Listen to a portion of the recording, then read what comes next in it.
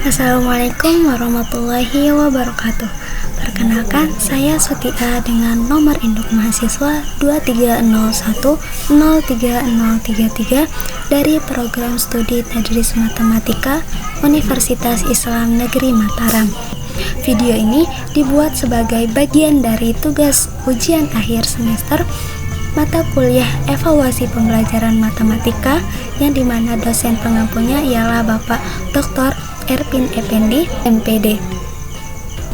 Pada kesempatan ini, saya akan membahas soal statistika berdasarkan taksonomi Bloom revisi ranah kognitif. Nah, pada taksonomi Bloom revisi ini terdapat 6 level kemampuan berpikir atau kognitif, yang dimana level kognitif pertama atau C1 ialah mengingat, C2 memahami, C3 mengaplikasikan, C4 menganalisis, C5 mengevaluasi, dan C6 mencipta. Nah, keenam level ini dikategorikan menjadi 3 berdasarkan tingkat kesulitannya. Kategori yang pertama ialah kemampuan berpikir tingkat rendah. Ini mencakup C1 dan C2. Nah, kemudian kategori kedua adalah kemampuan berpikir tingkat menengah. Nah, di sini mencakup C3, yaitu mengaplikasikan. Nah, kemudian kategori yang ketiga adalah kemampuan berpikir tingkat tinggi, yang termuat di kemampuan berpikir tingkat tinggi ini ialah C4 hingga C6. Nah, di sini saya akan membahas soal statistika dari level 1 hingga level 6. Nah, sehingga kita dapat mengetahui tingkat kemampuan berpikir dari siswa kita. Entah itu siswa kita termasuk kategori pertama, kedua, atau ketiga. Jadi kita bisa mengetahuinya dan mengevaluasi dari sana untuk pembelajaran kedepannya. Nah, di sini ada tabel spesifikasi dari indikator soal untuk statistika. Nah, di sini untuk C1-nya indikator yang harus dipenuhi adalah mengenali data dari grafik, tabel, atau diagram. Kemudian mengingat kembali rumus dan cara membaca data. Untuk C2, memahami indikatornya adalah proses menafsirkan, mencontohkan, hingga proses menjelaskan. Untuk C3 atau mengaplikasikan, di mana indikator yang harus dipenuhi adalah di mana siswa ini akan mengeksekusi dan mengimplementasikan rumus, prosedur, konsep statistik untuk menyelesaikan masalah. Nah, untuk C4 ini indikatornya adalah membedakan, mengorganisasi, dan mengatribusikan informasi statistik untuk menyelesaikan persoalan. Nah, untuk C5 mengevaluasi. Jadi di sini indikatornya adalah memeriksa dan mengkritisi data atau pernyataan dalam konteks statistik.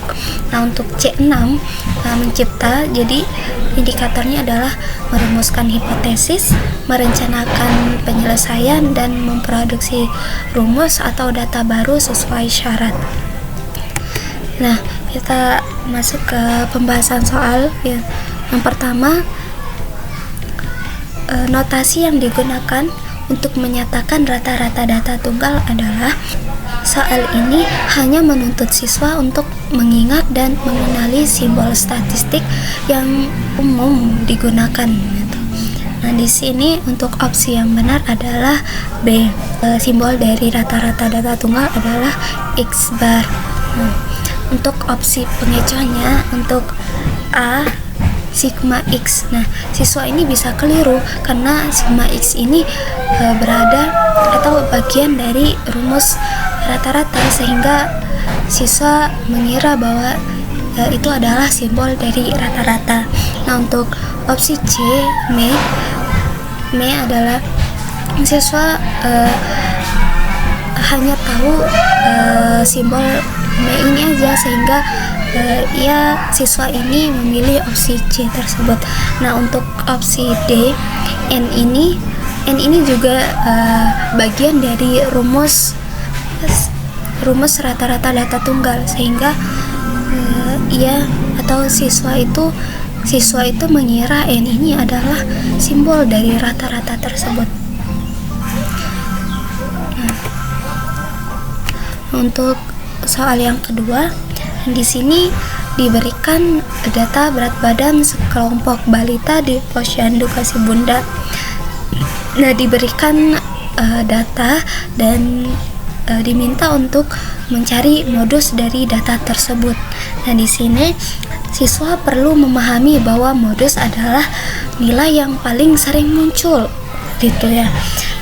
Soal ini berada pada tingkat memahami, karena tidak cukup hanya mengingat definisi, tapi juga harus diterapkan pada data yang konkret seperti ini, begitu. Nah, untuk jawaban yang benar adalah D. Modusnya adalah 22 dan 23. Nah, karena keduanya muncul ini paling sering, sebanyak 4 kali, begitu. Nah, untuk opsi pengecohnya, untuk A21, ini karena siswa ini terkecoh, begitu.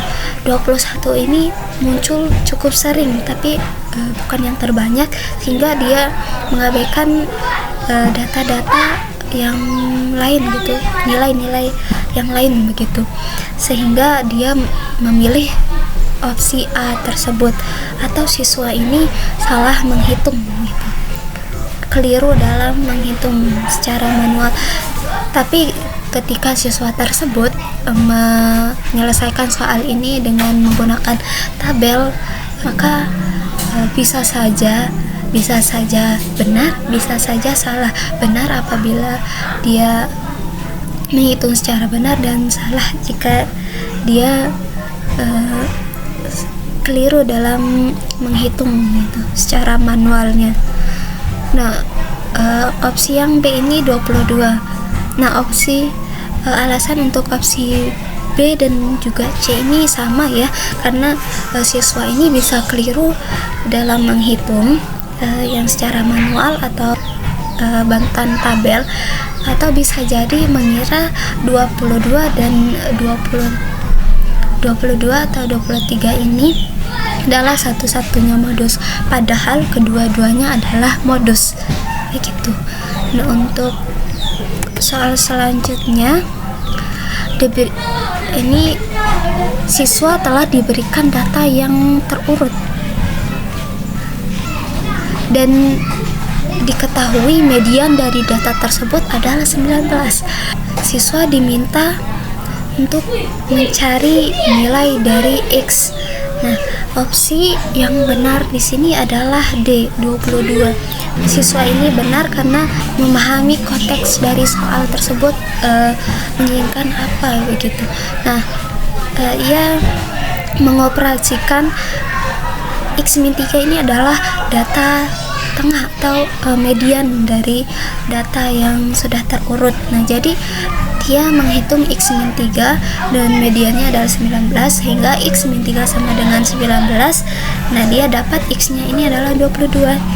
Nah, untuk opsi A, 16. Nah, dia ini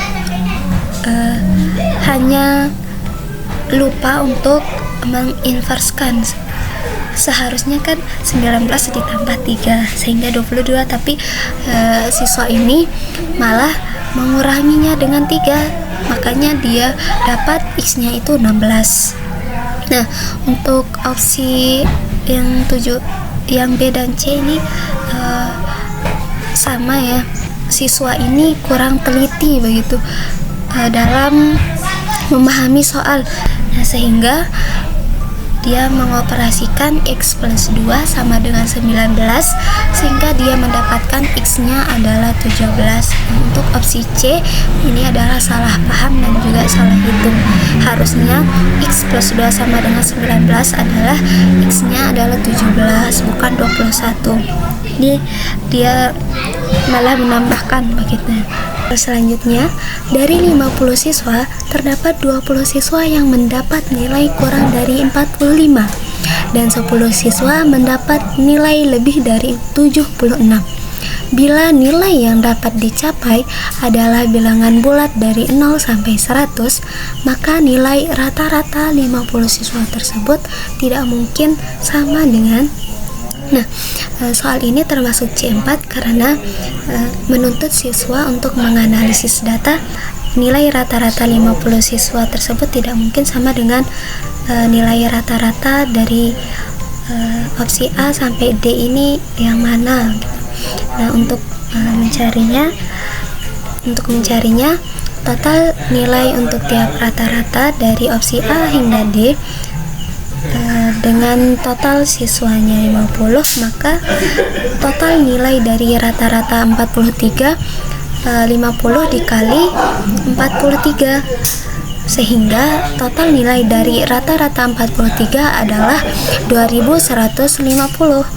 Kemudian rata-rata untuk 50, total 50 siswa dikali dengan rata-rata 50, sehingga total nilainya adalah 2500. Begitu hingga seterusnya. Nah, untuk nilai maksimum 20 siswa mendapat nilai kurang dari 45. Nah, 20 siswa ini mendapat nilai kurang dari 45. Jadi rentangnya itu bisa jadi dari 0 hingga 44. Jadi nilai maksimum untuk 20 siswa mendapatkan nilai kurang dari 45 adalah 20 dikali 44, hasilnya 880. Begitu juga dengan nilai minimum untuk 10 siswa mendapat nilai lebih besar dari 76. Nah, rentangnya itu ada atau intervalnya itu bisa jadi nilainya itu dari 77 hingga 100. Jadi untuk nilai minimum untuk 10 siswa mendapat nilai lebih dari 76 adalah 10 dikali 77, hasilnya 770. Sehingga total nilai 30 siswa yaitu pertambahan dari nilai maksimum untuk 20 siswa dan yang mendapat nilai kurang dari 45 dijumlahkan dengan nilai minimum untuk 10 siswa yang mendapat nilai lebih dari 76, sehingga 880 ditambah dengan 770, hasilnya adalah 1650. Nah, kemudian rentang nilai yang dapat dicapai dari 0 sampai 100. Nah, untuk opsi A, untuk kita mengetahui sisa nilai untuk 20 siswa itu adalah dengan mengurangi total nilai dari rata-rata 43 dikurangi dengan total nilai dari 30 siswa tadi. Jadi 2150 dikurangi 1650, hasilnya 500. Jadi sisa nilai untuk 20 siswa lainnya adalah 500. Nah, jadi rata-rata dari 20 siswa tersebut adalah 25, sehingga ini masih mungkin. Nah, untuk opsi yang kedua, opsi B yaitu 50, total nilai dari 50 tadi adalah 2500 dikurangi dengan total nilai 30 siswa lainnya adalah 1650, hasilnya 800. Kemudian rata-rata untuk 20 siswa tersebut adalah 42,5 dan ini juga masih mungkin. Nah, untuk opsi C yaitu 65, total nilai 60 untuk rata-rata 65 itu tadi kita dapatkan 3250 dikurangi dengan total 30 nilai 30 siswa lainnya yaitu 1650, sehingga kita dapatkan 1600. Jadi rata-rata 20 siswa tersebut adalah 80 dan ini juga masih mungkin untuk ke rata-rata 20 siswa tersebut mendapatkan 80. Nah, untuk opsi D yaitu 73, nilainya adalah 2000. Nah, rata-rata dari 20 siswa itu adalah 100, dan ini tidak mungkin. Nah, rata-rata dari 20 siswa itu 100, jadi tidak mungkin. Nah, jawaban dari soal C4 ini adalah D, 73. Nilai rata-rata 50 siswa tersebut tidak mungkin sama dengan 73. Lanjut, soal kelima. Seorang guru ingin menentukan apakah siswa kelas 9 sudah memahami materi statistika. Ia membandingkan dua kumpulan data nilai siswa. Nah, di sini kelas A dan kelas B ini memiliki rata-rata yang sama, yaitu 75. Sedangkan simpangan bakunya untuk kelas A adalah 5, kemudian kelas B simpangan bakunya ialah 15. Berdasarkan data tersebut, manakah pernyataan yang paling tepat? Nah, soal ini menuntut penilaian atas stabilitas data, sehingga masuk ke kategori soal C5. Nah, di sini jawaban yang tepat adalah opsi C, kelas A lebih homogen daripada kelas B. Nah, siswa yang paham makna simpangan baku akan menyadari bahwa nilai 5 itu kurang dari 15, maka data lebih rapat, sehingga siswa tersebut memilih opsi C, kelas A lebih homogen daripada kelas B. Nah, untuk opsi pengecohnya yaitu A, B, dan D. Untuk siswa yang memilih opsi A, siswa ini bisa keliru mengira angka yang lebih besar berarti lebih baik atau lebih stabil, padahal ini menunjukkan penyebaran lebih luas, sehingga siswa ini memilih opsi A, kelas B lebih homogen daripada kelas A. Nah, untuk opsi B, siswa ini terkecoh karena rata-ratanya sama, sehingga siswa ini mengabaikan simpangan bakunya yang berbeda. Nah, sehingga siswa ini memilih opsi B, kelas A dan B memiliki tingkat penyebaran nilai yang sama. Nah, untuk opsi D ini siswa mungkin ragu atau merasa data kurang lengkap, padahal dengan informasi rata-rata dan juga simpangan baku itu sudah cukup kuat untuk menyimpulkan tentang data itu homogenitas.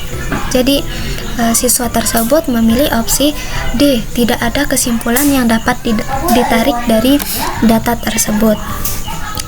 Kemudian soal ke-6, manakah dari kumpulan 7 data berikut yang memiliki mean atau rata-rata 30, median 26, rentang datanya 52, dan rentang interkuartil atau IQR adalah 20. Nah, di sini siswa harus menguji setiap data dari opsi A hingga D untuk melihat mana yang memenuhi semua kriteria, sehingga ini memerlukan pemahaman dari siswa, sehingga soal ini termasuk ke dalam kategori soal C6. Nah, di sini opsi yang benar adalah C, yaitu dengan penyelesaian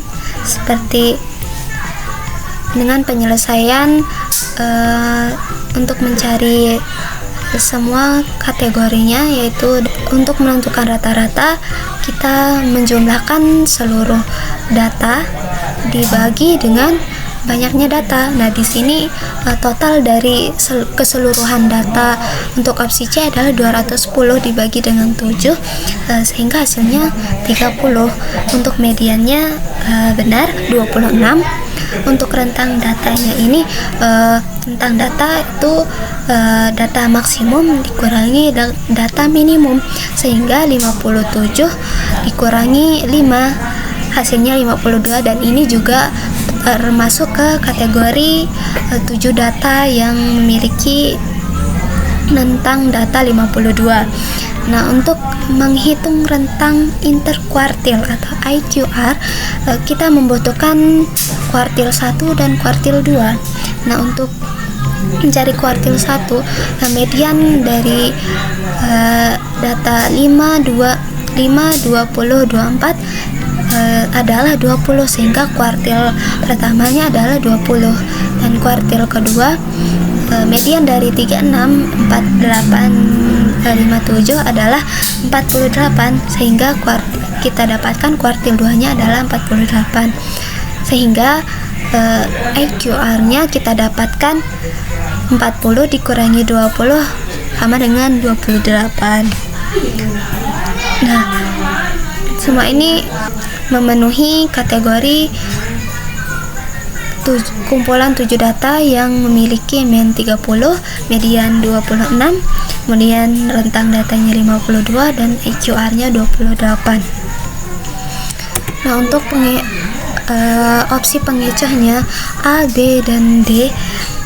Di sini A dan B ini mean-nya ini hasilnya adalah 30 sekian, sehingga dia mengasumsikan bahwa 30 sekian ini adalah 30, sehingga siswa yang memilih opsi A dan B ini keliru dalam rata-rata yang tidak tepat dan IQR-nya yang salah. Nah, di sini untuk opsi A IQR-nya adalah 32 dan opsi B-nya adalah 29. Nah, bisa jadi siswanya di sini lupa untuk menghitung IQR-nya ini, sehingga karena mean, median, dan rentangnya terpenuhi, jadi dia memilih opsi A dan B tanpa memperdulikan nilai IQR dari A dan B-nya itu. Nah, untuk opsi D ini mean-nya 30 sekian, mediannya sama, rentang. Nah, di sini rentangnya berbeda, tapi mungkin karena terburu-buru. Demikianlah contoh soal statistika dan pembahasannya berdasarkan taksonomi belum revisi ranah kognitif dari C1 hingga C6. Terima kasih atas perhatiannya. Mohon maaf apabila ada kekurangan. Wassalamualaikum warahmatullahi wabarakatuh.